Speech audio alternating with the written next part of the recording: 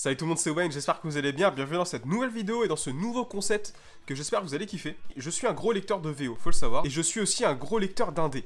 Et je me suis dit pourquoi pas essayer de conjuguer les deux et de faire découvrir aux gens des trucs qu'ils ne connaissent pas, que moi je lis régulièrement et que qui sont pas connus en France, soit parce que les éditeurs ne les ont pas importés, soit parce qu'ils n'ont pas eu la médiatisation nécessaire pour atteindre la France, comme des gros titres ou parce que l'équipe créative n'est pas encore renommée. Du coup, j'ai créé ce concept de pépite VO où dans chaque vidéo, je vais essayer de parler d'un titre peu connu ou relativement peu connu, ou pas encore arrivé en France en tout cas, qui mérite, je pense, d'être lu parce que c'est très bon. C'est juste que le problème, il n'y a pas eu assez de médiatisation autour. Je vais essayer de sélectionner des titres qui sont pas trop longs, parce que si c'est pour vous lancer dans des séries de 50 numéros, ça va être très chiant. C'est pour ça que là, le titre dont on va parler aujourd'hui fait que 6 numéros. Je trouve que c'est une bonne moyenne, 6-10 numéros, pas plus. Sachant que je fais un petit disclaimer tout de suite, pour chaque numéro, je me limiterai à parler des 2 premiers numéros, pour pas trop vous spoil.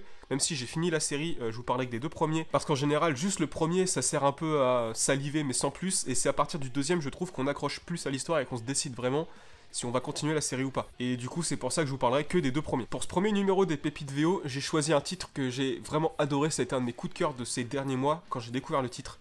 Ça s'appelle Once and Future. Au niveau de l'histoire, nous allons suivre Duncan, un jeune homme qui, un soir, reçoit un coup de fil de sa grand-mère, qui lui demande son aide après s'être échappé de sa maison de retraite. Il ne mettra que quelques temps avant de découvrir que sa grand-mère est une ancienne chasseuse de vampires et plus généralement une chasseuse de monstres. C'est un titre qui est scénarisé par Karen Gillan, que vous connaissez sûrement pour The Wicked plus The Divine. C'est dessiné par Dan Mora, qui a récemment fait Klaus chez Glénat. Et là je le mentionne, à chaque fois vous verrez quand je le mentionne, c'est parce qu'il y a une raison spécifique. C'est colorisé par Tamra Bonvillain, qui a fait beaucoup de trucs chez Marvel. J'étais surpris de voir ce qu'elle avait fait. Elle a fait des one-shots de Secret Wars à l'époque. Alors pourquoi je vous parle de ce titre? Déjà, je vous l'ai dit, ça fait que 6 numéros, donc vous avez un début et une fin. Vous mettez pas trop de temps à le lire en général, c'est plutôt cool et vous perdez pas le fil comme ça. Au niveau de l'histoire maintenant, déjà j'adore le fait qu'on revisite le mythe arthurien, c'est un truc qu'on fait... On voit un petit peu mais pas tant que ça en vrai, c'est un vrai style je trouve. Et aussi c'est toujours agréable de voir une histoire où il y a beaucoup de secrets, en fait on se prend tout dans la figure d'un coup dès le début où on apprend que la grand-mère est ancienne chasseuse de vampires alors que c'est une grand-mère... Et le petit-fils qu'elle a élevé le savait même pas, donc voilà.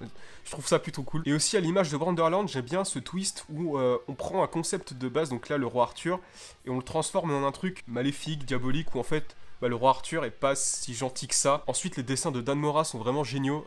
Si vous avez lu Klaus, vous connaissez un petit peu. J'ai pas vraiment accroché, mais ça enlève rien à la qualité des dessins. Je trouve que c'est un style très dynamique et surtout on arrive bien à distinguer les scènes d'action. Il arrive vraiment bien à matérialiser la vitesse et le dynamisme d'une scène. Tout le monde n'arrive pas à le faire. Voilà. Ensuite j'ai mentionné Tamra Bonvillain parce que vraiment les couleurs sont un des points forts de cette série. Vraiment. Les arrière-plans, les backgrounds sont vraiment géniaux à chaque fois. C'est vraiment...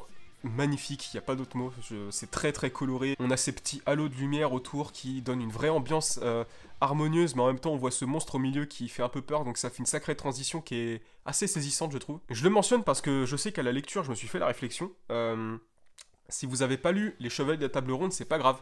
Parce que moi j'ai vu que Camelot et ça permet en fait on connaît toutes les bases du mythe arthurien, donc Arthur, les Dames du Lac, ce genre de trucs, Excalibur, et ça sert quasiment, en fait on n'a pas besoin de plus pour comprendre l'histoire. Là-dessus je trouve que Boom Studio a vraiment joué un coup, franchement j'ai pris un vrai plaisir à lire ça. Je pense pas que ce soit une série qu'on retienne comme les classiques du comics, mais j'ai passé un très bon moment et je pense que c'est le principal en fait, surtout pour un truc en 6 numéros. T'attends pas une série extrêmement complète avec une histoire très développée, voilà. Mais franchement, ça suffit.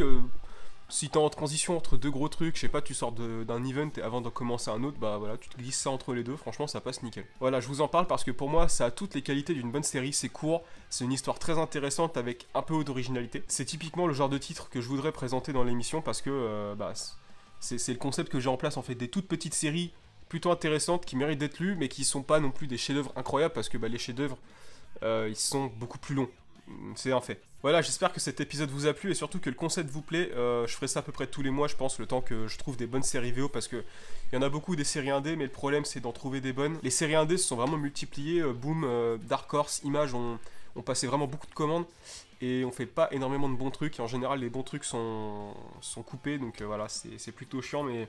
Je ferai ce travail d'investigation pour vous et j'essaierai de vous présenter un max de trucs. En tout cas, je t'invite à me laisser un petit pouce bleu si t'as aimé ce concept et la vidéo, à t'abonner pour plus rien rater. N'hésite pas aussi à me dire en commentaire s'il y a des séries VO peut-être que je ne connais pas et que t'aimerais que je présente pour les rendre publiques et qu'un max de gens les voient. À la prochaine!